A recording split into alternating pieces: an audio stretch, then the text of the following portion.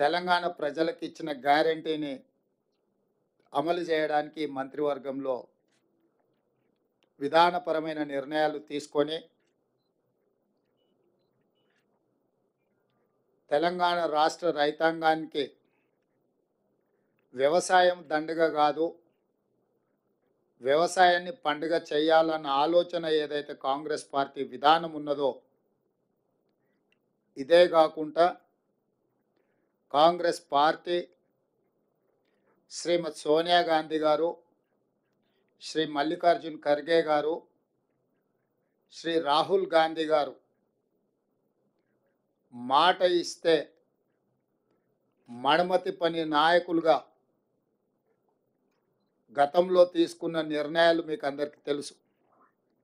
2004 సంవత్సరంలో ఆనాడు కరీంనగర్ గడ్డ మీద శ్రీమతి సోనియా గాంధీ గారు తెలంగాణ రాష్ట్రాన్ని ఇస్తానన్న మాట నిలబెట్టుకోవడానికి ఎంతో సాహసోపేతమైన నిర్ణయాలు చేసిండ్రో మీకు అందరికీ తెలుసు. తద్వారా ఉత్పన్నమైన రాజకీయ సంక్షోభం కావచ్చు, కాంగ్రెస్ పార్టీ ఎదుర్కొన్న విపత్కరమైన పరిస్థితులు కావచ్చు, మీకు అందరికీ తెలుసు. అయినా శ్రీమతి సోనియా గాంధీ గారు ఇచ్చిన మాట నిలబెట్టుకొని మనకు తెలంగాణ రాష్ట్రాన్ని ఇవ్వడం జరిగింది. కాంగ్రెస్ పార్టీ శ్రీమతి సోనియా గాంధీ గారు ఏదైనా మాట చెప్పిండ్రు అంటే అది శిలాశాసనం.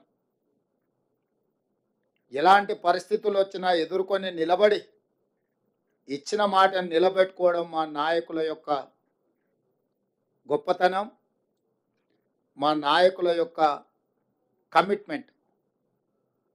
అలాంటి నాయకత్వం నుంచి వచ్చిన రాహుల్ గాంధీ గారు మే 6 తారీఖు 2022 వరంగల్లో రైతు డిక్లరేషన్లో 2 లక్షల రూపాయల రైతు రుణమాఫీ చేస్తామని మాట ఇవ్వడం జరిగింది.